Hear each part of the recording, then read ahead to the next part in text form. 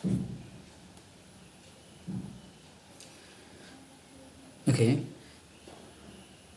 good morning everyone. Today I will give you some solution of reasoning which is very important for bank examinations like IBPS and so many other examinations. So before that I will show you once how it is important and in the advertisement of IPBS or bank examinations. You'll see this is the examination and this is the advertisement of Indian Institute of Banking Personnel Sections, that means IBPS. Okay, so in this advertisement you'll see these are the name of the banks, these are the bank participant. Okay, here we have Assam Gramin Vikas Bank also. Here you can see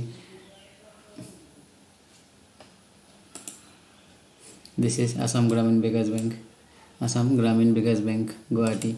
So like this, so many other banks also there. So this IPBS examinations you have to give if you want job in this type of examination. So let's see what is the syllabus.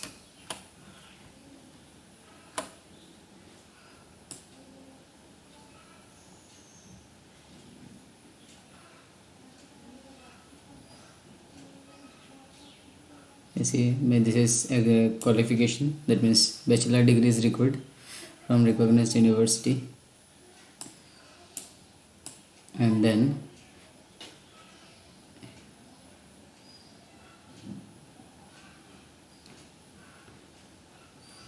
here you see the preliminary examinations. This is you see reasoning, 40 marks, number of question 40, maximum mark 40.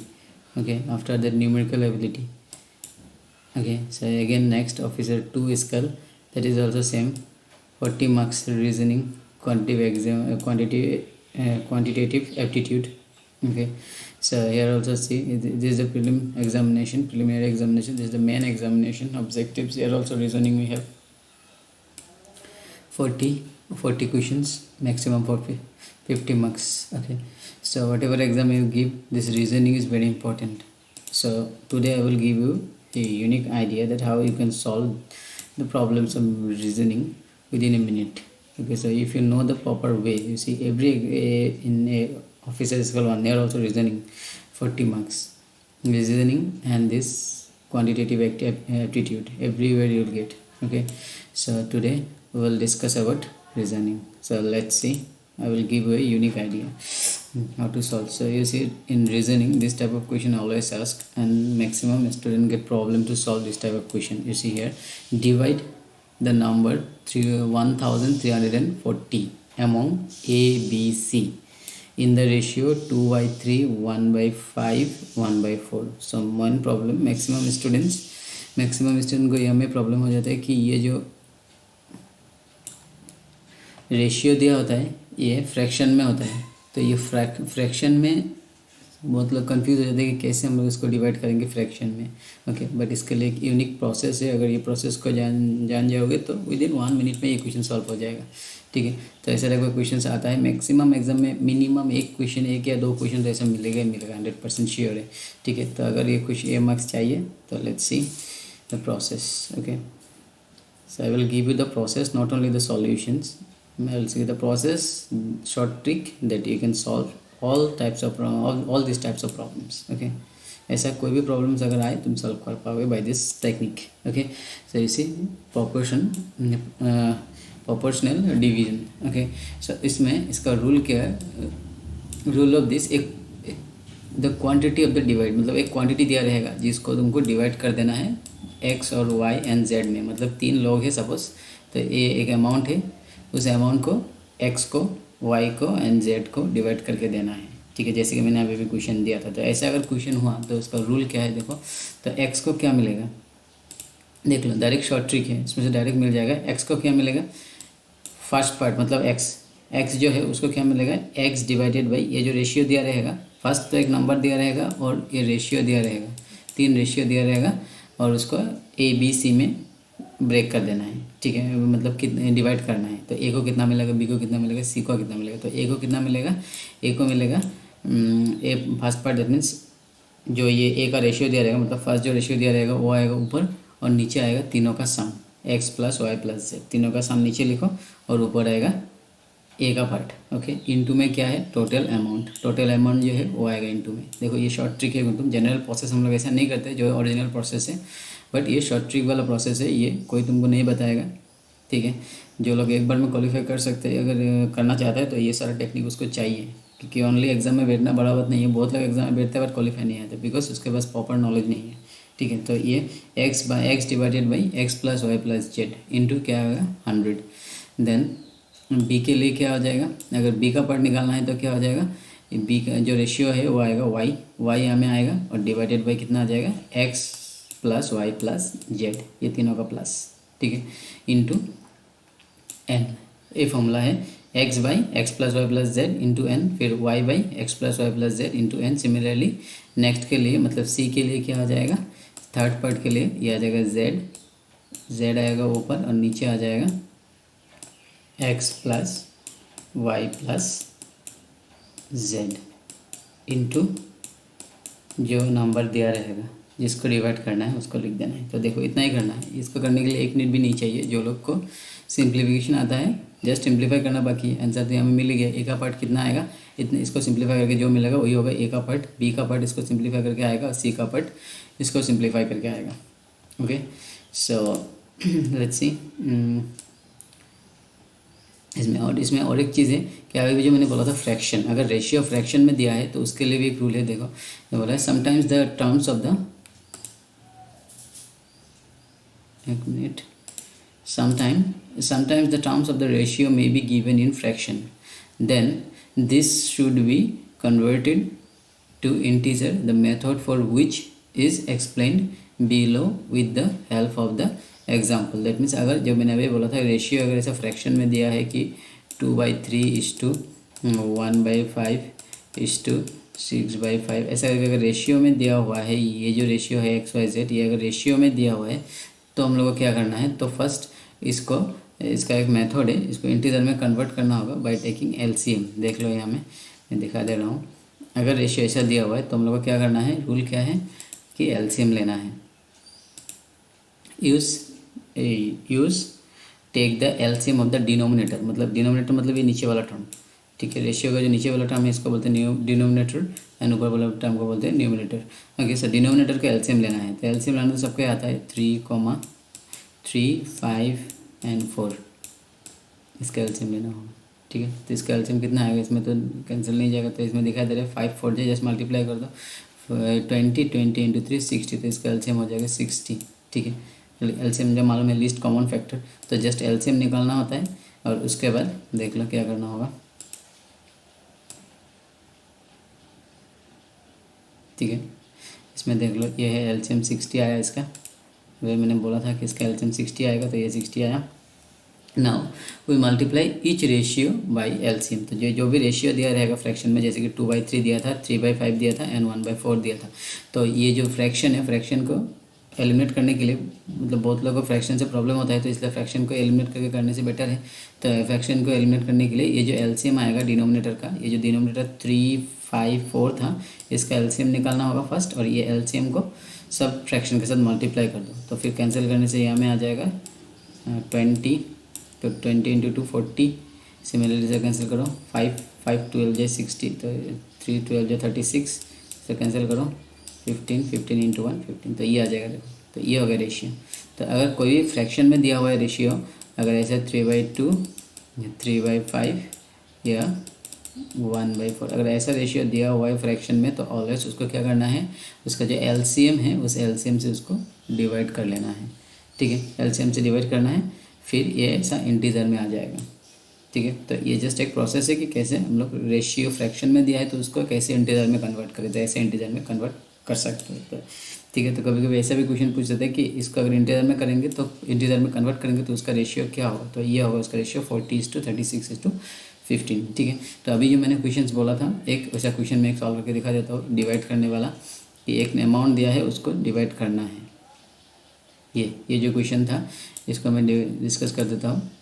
देखो इसमें कितना amount दिया है, 1340 rupees है। ठीक है। इसको ए और बी और सी के बीच में डिवाइड कर देना है, ठीक है। बट कैसे डिवाइड करना है, इसमें एक रेशियो दिया गया है 2/3 is to 1/5 is to 1/4। That means A को कितना मिलेगा 2/3 पार्ट मिलेगा, ठीक है। बी को कितना मिलेगा 1/5 पार्ट एंड सी को कितना मिलेगा 1/4 पार्ट। ओके, तो ए को ये रेशियो ए का रेशियो है 2/3, बी का है 1/5 और सी का है 1/4। तो अभी ये जो अमाउंट है इसको ये रेशियो में 3 पार्ट में ब्रेक कर देना है, ठीक है। और एक पार्ट जाएगा बी ए में, एक पार्ट सेकंड वाला पार्ट जाएगा बी में और थर्ड वाला जाएगा सी में। तो अभी ए और बी को एंड सी को कितना कितना रुपीज़ मिलेगा। एकदम इजी क्वेश्चन है, देखने में बहुत टफ लग रहा है, बहुत लोग तो इसको देख के छोड़ देगा अगर ये प्रोसेस मालूम नहीं है कि दिखाई दे रहे हैं हमें फ्रैक्शन देखने से ऐसे दिमाग घूम जाता है। तो मैक्सिमम लोग क्या करेगा, इसको क्वेश्चन को एग्जाम में देखने से ही छोड़ देगा। तो लेकिन एग्जाम क्वालिफाई करने के लिए ये सारा क्वेश्चन अगर जो कर पाएगा वही लोग क्वालिफाई होता है, क्योंकि ऐसा टाइप का क्वेश्चन मैक्सिमम ईजी होता है। तो जो लोग ट्रिक जानते हैं वो लोग इजीली कर देता है, और मैक्सिमम लोग नहीं जानते हैं तो मैक्सिमम इसको देख के छोड़ देता है, फिर 2-3 मार्क के लिए छूट जाता है, एग्जाम को क्वालिफाई नहीं कर पाता है, ठीक है। तो देख लो, तो ये एकदम ईजी है। क्या करना है, टोटल मार्क्स कितना दिया है 1340, ठीक है। अभी हम लोग को डिवाइड करना है, divide ratio among A B C. तो ए बी सी में कौन सा रेशियो में डिवाइड करना है, ये रेशियो दिया गया है 2/3, 1/5, 1/4, ठीक है। तो अभी देखो फर्स्ट हम लोग का काम क्या है, इसमें रेशियो जो है फ्रैक्शन में दिया गया है, तो हम लोग इसको इंटीजर में कन्वर्ट कर लेगा। जैसे कि ये डिनोमिनेटर से उसको डिनोमिनेटर का एलसीएम निकालेगा फर्स्ट, ठीक है। तो डिनोमिनेटर का एलसीएम निकालो 3 तो एलसीएम लेने से इसका एलसीएम कितना आएगा, अभी मैंने बोला था कि 5 4 जो 20 × 3 60, तो इसका एलसीएम आएगा 60, ठीक है। तो डिनोमिनेटर जो तीनों नंबर है 3 5 4, इसका एलसीएम निकालो, इसका एलसीएम कितना आया 60। अभी इस 60 को क्या करना है, जो रेशियो दिया है इस सब रेशियो के साथ मल्टीप्लाई कर दो, 2/3 × 60, ये 1/5 × 60, 1/4 × 60, ठीक है। अभी इसको सिंप्लीफाई कर दो, इसको कैंसिल करो, इसको कैंसिल करो, तो कितना आ जाएगा यहाँ में 3 × 60, ये आ जाएगा 12 और ये आ जाएगा 4 15 जाए, ठीक है। तो 20 × 2 40, 1 × 2 12 × 1 12 एंड 15 × 1 15, ठीक है। तो ये हो गया। अभी जस्ट इतना ही करना था, अभी जस्ट पुट कर दो ए बी सी का वैल्यू जो मैंने फॉर्मूला दिया था उसमें पुट कर दो तो हो गया, आंसर आ जाएगा। देखो क्या था, देखिए एक बार क्या करते हैं हम लोग तीनों का सम निकाल लेते हैं तो और भी इजी हो जाएगा। तो 40 + 12 + 15 जो हम लोग उसको नीचे पुट करते हैं, जो सम x + y + z था, तो तीनों का सम करने से क्या आ जाएगा 67 आएगा, ठीक है। अभी देखो अभी फॉर्मूला में पुट कर लेते हैं। फॉर्मूला क्या था, ए रिसिप्ट मैंने अभी जो फॉर्मूला दिया था याद है ना, ए क्या रिसिप्ट क्या था, ए = क्या मिला था हम लोग को, x का मतलब फर्स्ट जो रेशियो था वो आएगा, नीचे आएगा x + y + z इंटू जो अमाउंट गिवन दिया हुआ है। इसमें अमाउंट कितना दिया हुआ है 1300 समथिंग दिया हुआ है ना, ये इसका अमाउंट कितना दिया है 1340, ठीक है। और ये सम को हम लोग इसलिए निकाल लिया, देखो ये वाला सम को हम लोग यहाँ में सम ऑफ द रेशियो यहाँ में निकाल लिया, सम ऑफ द रेशियो यहाँ में नीचे वाला टर्म को यहाँ में एक बार में निकाल लिया, क्योंकि हम लोग को फिर ए के लिए ए का रेशियो कितना था, ए का पार्ट कितना था x + y + z, बी का क्या था जो मैं फॉर्मूला दिया था y / x + y + z, ठीक है, इंटू द ये अमाउंट आएगा सेम 1340। सिमिलरली सी के लिए आएगा z / x + y + z, ठीक है। तो ये आ जाएगा 1340, ठीक है। तो अभी इसमें x का वैल्यू कितना आएगा, x का वैल्यू है 40, तो ये देखो फर्स्ट x मतलब ये फर्स्ट वाला एलिमेंट फर्स्ट आएगा 40, फर्स्ट रेशियो जो है वो तो ऊपर ये 40 आएगा ऊपर, और नीचे क्या आ जाएगा x + y + z, मतलब ये तीनों का प्लस, तो तीनों का प्लस हम लोग यहाँ में पहले से निकाल लिया 67, तो ये ऊपर में आएगा 40, नीचे आएगा कितना 67। तो सिमिलरली यहाँ में लिखा ए रिसिप्ट 40/67 इंटू क्या आएगा टोटल अमाउंट, ये टोटल अमाउंट जिसको हम लोग को ब्रेक करना था। तो इसको सिंप्लीफाई करो, इसको सिंप्लीफाई करने से आएगा यहाँ में 2, यहाँ में 20, तो ये आ जाएगा 800, एकदम ईजी है, ठीक है। फिर बी रिसिप्ट कितना आ जाएगा 12/12 क्यों है, बिकॉज ये y जो था y/x + y z, मतलब सेकंड वाला जो रेशियो वो आएगा और तीनों का सम आएगा नीचे, तो ऊपर में आएगा 12 और तीनों का सम कितना मिला 67, तो 67 नीचे आया इंटू 1340, तो इसको कैंसिल करो, अभी 2 आएगा तो 24, ठीक है, 20 आएगा तो 340, ठीक है। एंड सी पार्ट के लिए क्या आएगा, सी पार्ट के लिए सी पार्ट के लिए कितना आएगा, यहाँ मैं निकाल देता हूँ। सी पार्ट के लिए कितना आएगा, ये 15 डिवाइडेड बाई, ठीक है 15 डिवाइडेड बाई यहाँ भी देख सकते हैं 15 डिवाइडेड बाई 64 आएगा। सी पार्ट के लिए 15 डिवाइडेड बाई 64, 15 डिवाइडेड बाई 67, ये 15, ये 15 आया डिवाइडेड बाई तीनों का सम क्या है 67, ठीक है, इंटू कितना आएगा टोटल अमाउंट। टोटल अमाउंट कितना दिया है 1340, ठीक है। तो इसको अगर कैंसिल किया तो ये मालूम है 20 आएगा, तो 15 इंटू 2 30, तो ये आ जाएगा 15 इंटू 2 30, और ये में और एक 0 है तो 300।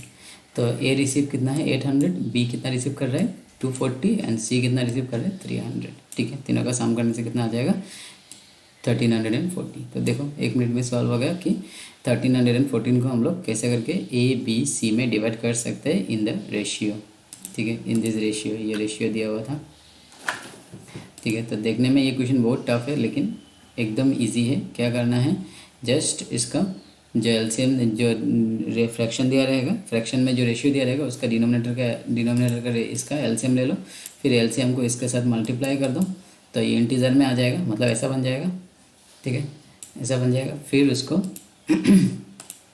ये ऐसा बन जाएगा ना, फिर फॉर्मूला लगा दो कि फर्स्ट वाला टर्म जो है कितना, फर्स्ट ए पार्ट क्या आएगा 40 डिवाइडेड बाई तीनों का प्लस पहले ही कर लो, तीनों का प्लस कितना आया था 67, सो 40 डिवाइडेड बाई 67 आएगा ए का, 40 divided by 67 into total amount, ठीक है। बी का आएगा 12 divided by 67 into total amount, C का आएगा 15 divided by 67 into total amount, ठीक है। तो एकदम इजी है, इसको मैंने तो यहाँ में लिख के किया, इससे थोड़ा बड़ा हुआ, लेकिन अगर तुम करने के लिए जाओगे तो ये विदिन 30 सेकेंड में कंप्लीट हो जाएगा। 30 सेकेंड चाहिए इसको सॉल्व करने के लिए, क्योंकि जस्ट इसका एलसीएम लेना है, दिखाई दे रहा है कि इसको मल्टीप्लाई करने से इसका एलसीएम आ जाएगा 60 मल्टीप्लाई करो तो ये बन जाएगा 40 डिवाइडेड बाई 67 इंटू ये टर्म, ठीक है। और 67 से ये कितना में कैंसिल हो रहा है 20 में कैंसिल हो रहा है, ठीक है। तो 20 इंटू इसको ऊपर का टर्म के साथ मल्टीप्लाई कर देने से हो जाएगा, समझ में आया ना। तो एकदम ईजी है, तो थोड़ा ट्राई करने से ही इस टाइप का क्वेश्चन एग्जाम में सॉल्व कर पाओगे। तो मैं ऐसा टाइप का यूनिक ट्रिक में दे दूंगा जितना पॉसिबल है, ठीक है। तो ये तुम कोई जगह में नहीं बोलेगा, बिकॉज बहुत जगह में बड़ा ट्रिक यूज़ करता है, तो वो सब कोई काम का नहीं है। एग्जाम में ऐसा क्वेश्चन आता भी नहीं है, तो ये सब क्वेश्चन एग्जाम में आएगा। जो लोग एग्जाम दिया हुआ ऑलरेडी को मालूम है कि ऐसे टाइप का क्वेश्चन मैक्सिमम एग्जाम में आता है, और ईजिली मैक्सिमम स्टूडेंट भी इसको छोड़ के आता है, ठीक है। तो मेन इंपॉर्टेंट वही क्वेश्चन है कि जो बाकी लोग छोड़ के आ रहे हैं बट तुम करके आ रहे हो, ठीक है। वैसे टाइप का क्वेश्चन मेनली इंपॉर्टेंट है, क्योंकि मैक्सिमम क्वेश्चन तो सब लोग ही करते हैं, बट कुछ क्वेश्चन होता है कि 100 में से 10% लोग ही कर पाते हैं। तो वो 10% में अगर आ गया देन एग्जाम क्वालिफाई हो जाएगा। तो इस टाइप का क्वेश्चन जो है ये वो 10% लोग करके आता है जो लोग क्वालिफाई करते हैं, ठीक है। तो इस टाइप का ट्रिक को याद रखना। तो ये प्रॉपर्टी बहुत इंपॉर्टेंट है, ठीक है। तो मैं नेक्स्ट क्लास में ट्राई करूँगा और भी कुछ ऐसा टाइप का देने के लिए, okay. So I hope it will help you to qualify competitive examination, ठीक है। और बहुत इजीली क्वालिफाई कर पाओगे अगर इस टाइप का ट्रिक याद है। तो मालूम है कि रीजनिंग कितना इंपॉर्टेंट है, मैंने अभी भी एडवर्टाइजमेंट दिखा दिया, ठीक है। तो इसको अच्छे से देखना। तो नेक्स्ट क्लास में मैं कोई दूसरा ट्रिक दूंगा, ठीक है, okay. So thank you students, next class will discuss.